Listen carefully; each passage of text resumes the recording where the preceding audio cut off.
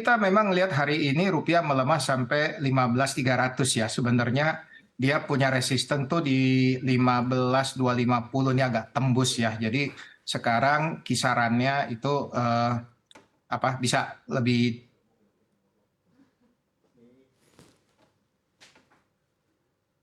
traders yang punya posisi udah mulai short ya. Jadi dengan dia tembus, nah ini kebanyakan mesti ambil posisi untuk square ya, dia mesti beli ya. Jadi kita lihat memang ada faktor teknis juga di situ. Tetapi ketahanan rupiah ini kalau dari sisi rupiahnya sendiri nothing change gitu. Yang change adalah view mengenai pergerakan suku bunga di US dollar yang kalau kita lihat sebelum-sebelumnya, kita lihat CPI data, kita lihat unemployment dan lain sebagainya, menunjukkan market yang sudah agak tame ya, nggak terlalu hot lagi. Tapi dengan PPI naik kemarin di atas, sebenarnya sedikit sih ya, ekspektasinya 0,2, naiknya 0,3, beda 0,1. Tapi nonetheless itu memberikan signal bahwa mungkin ada inflasi ini yang belum dipass on dari produser ke konsumer gitu, sehingga timbul kecemasan lagi di pasar apakah Fed interest rate pricing cycle ini sudah mau habis atau belum gitu ya. Jadi marketing masih galau. Nah, untuk itu mereka terus yang bisa profit taking dan lain sebagainya, sehingga kita lihat US dollar index juga menguat. Di kawasan ini semuanya merah gitu ya. Jadi merahnya nih melemahnya nih rame-rame ya, bukan rupiah doang gitu. Nah, tekanannya itu therefore bukan spesifik Indonesia as a country, tetapi lebih ke US dollar-nya sendiri yang akan yang lebih menguat karena faktor suku bunga itu tadi ya, tingkat suku bunga di Amerika kemungkinan yang kita perkirakan udah mendekati puncak. Ini masih menjadi pertanyaan apakah benar-benar akan berhenti satu kali lagi atau enggak sama sekali atau bahkan lebih gitu. Demikian Mbak Neke. Baik, artinya memang di global ini kekhawatirannya meningkat karena adanya inflasi ini. Lalu apakah memang The Fed diproyeksi akan semakin hawkish lagi hingga akhir tahun ini? Nah, yang kita lihat yang langsung berubah adalah prediksi dari pasar ya, atau ekspektasi dari pasar tentang penurunan. Tadinya diperkirakan mau 5 kali turun tahun depan, mulai pertengahan tahun.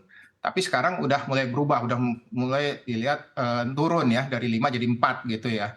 Sebenarnya nggak terlalu besar, tetapi kalau kita lihat khususnya di Indonesia gitu ya, investor yang masuk ke Indonesia di pasar obligasi dari offshore itu udah cukup besar gitu.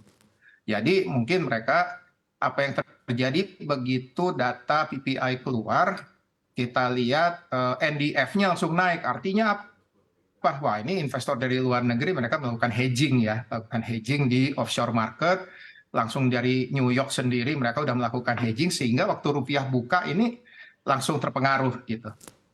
Jadi investor yang masuk udah cukup besar year to date di pasar obligasi, saham saya kira juga.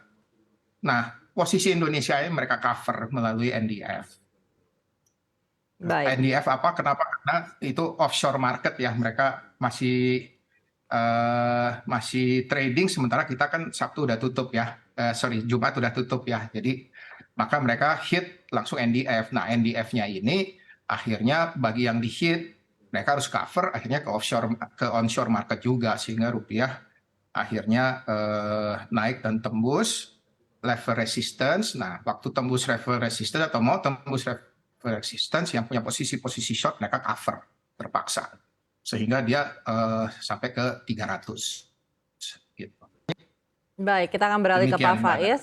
Pak Faiz, tadi kalau menurut Pak Branko, dengan adanya inflasi Amerika Serikat yang justru di bawah ekspektasi ini sebenarnya lebih ke mempengaruhi ekspektasi pasar terhadap penurunan suku bunga di AS.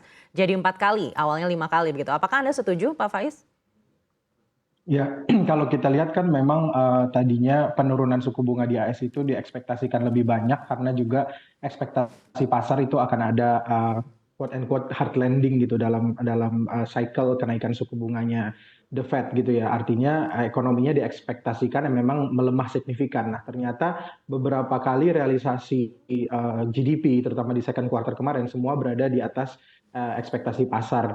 Kemudian data-data labor market dari US pun juga menunjukkan bahwa labor marketnya cukup strong gitu. Nah, ini yang menyebabkan bahwa oh ternyata kenaikan suku bunga di level yang tinggi ini itu bisa jadi higher for longer gitu. Makanya untuk waktu yang lebih lama gitu. Jadi selain dari frekuensi penurunan suku bunganya di tahun depan yang diekspektasikan menurun, itu juga periodenya itu tidak lebih awal gitu. Jadi mundur ke belakang gitu Mbak Anako.